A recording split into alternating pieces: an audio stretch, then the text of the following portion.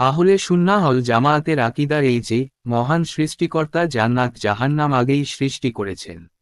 অতঃপর তার বাসিন্দা সৃষ্টি করেছেন। অর্থাৎ জান্নাত জাহান্নাম বর্তমানে প্রস্তুত রয়েছে।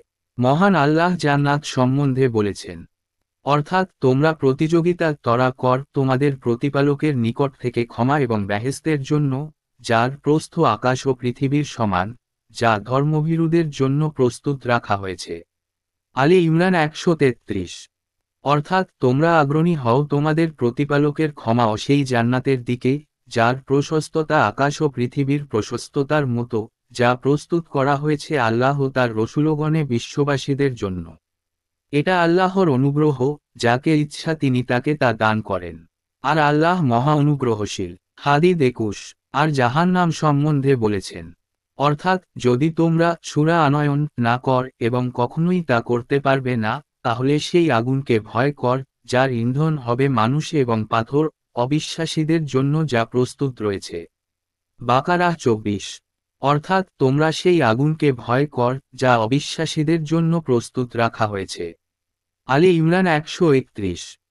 21-22। অর্থাৎ নিশ্চয়ই জাহান্নাম উৎপেতে রয়েছে সীমালঙ্ঘনকারীদের প্রত্যাবর্তনস্থল রূপে।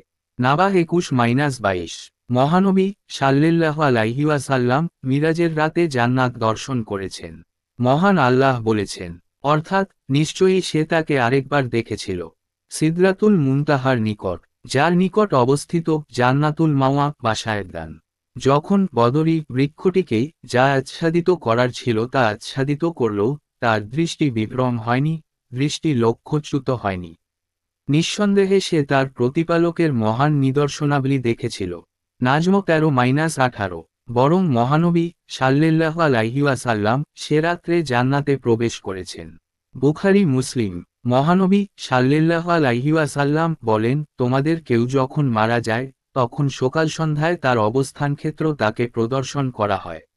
জান্নাতি হলে জান্নাতের এবং জাহান্নামী হলে জাহান্নামের। তাকে বলা হয়, এই হলো তোমার থাকার জায়গা, যে পর্যন্ত না তোমাকে কিয়ামতে আল্লাহ পুনরুত্থিত করবেন। বুখারী 1379, মুসলিম 2866 নং। কবরের হিসাব ও প্রশ্ন সংক্রান্ত দীর্ঘ হাদিসে বর্ণিত হয়েছে। তখন আসমানের দিক হতে এক শব্দকারী শব্দ করেন, আমার বান্দা সত্য বলেছে। সুতরাং তার জন্য বেহেশতের একটি বিছানা বিছিয়ে দাও এবং তাকে বেহেশতের একটি লেবাস পরিয়ে দাও। এছাড়া তার জন্য বেহেশতের দিকে একটি দরজা খুলে দাও। তখন তার প্রতি বেহেশতের সুখ শান্তি ও বেহেশতের খুশবু আসতে থাকে এবং তার জন্য তার কবর দৃষ্টিসীমা বরাবর প্রশস্ত করে দেওয়া হয়। আহমদ 4287-288, আবু দাউদ 4753 নং। একদা সূর্যগ্রহণের নামাজ পড়তে পড়তে মহানবী জান্নাত দর্শন করে অগ্রসর হয়েছিলেন এবং জাহান্নাম দর্শন করে পিছু হটেছিলেন। মুসলিম 901 নং।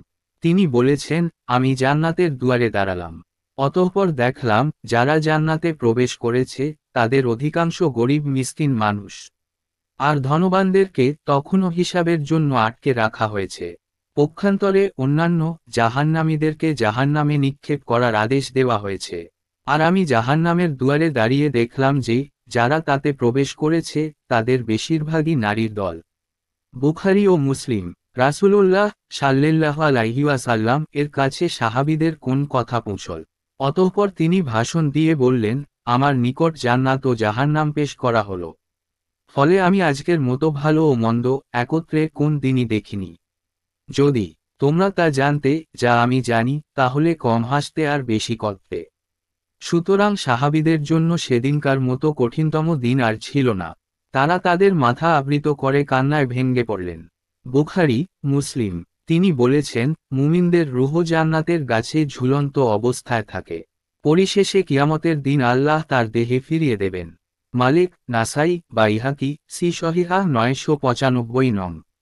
উক্ত হাদিস থেকে এ কথাও প্রমাণ হয় যে, কিয়ামত আসার পূর্বেও মুমিনদের রূহ জান্নাতে অবস্থান করে। মহানবী সাল্লাল্লাহু আলাইহি ওয়াসাল্লাম বলেছেন, আল্লাহ যখন জান্নাত জাহান্নাম সৃষ্টি করলেন, তখন জিবরাইলকে জান্নাতের দিকে পাঠিয়ে বললেন, যাও, জান্নাত এবং তার অধিবাসীদের জন্য প্রস্তুতকৃত সামগ্রী দর্শন কর।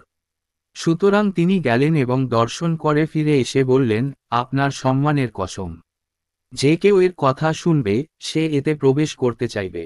অতঃপর আল্লাহ জান্নাতকে কষ্টসাধ্য কর্মসমূহ দিয়ে ঘিরে দিতে আদেশ করলেন। তারপর আবার তাকে বললেন, যাও, জান্নাত এবং তার অধিবাসীদের জন্য প্রস্তুতকৃত সামগ্রী দর্শন কর।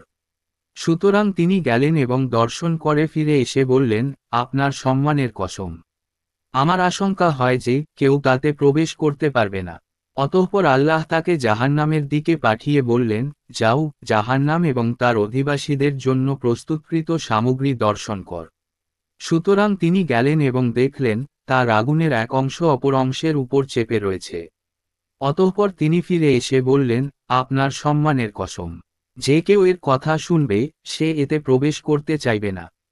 তারপর জাহান্নামকে মনোলোভা জিনিসসমূহ দিয়ে ঘিরে দিতে আদেশ করলেন এবং পুনরায় তাকে বললেন, যাও, জাহান্নাম এবং তার অধিবাসীদের জন্য প্রস্তুতকৃত সামগ্রী দর্শন কর। সুতরাং তিনি গেলেন এবং দর্শন করে ফিরে এসে বললেন, আপনার সম্মানের কসম, আমার আশঙ্কা হয় যে কেউ পরিত্রাণ পাবে না, সবাই তাতে প্রবেশ করবে। আবু দাউদ, তিরমিজি, নাসাই, তারগিব 3669 নং। হাদিসগ্রন্থগুলিতে এই শ্রেণীর আরও হাদিস রয়েছে, যাতে প্রমাণ হয় যে জান্নাত জাহান্নাম সৃষ্টি করে প্রস্তুত রাখা হয়েছে।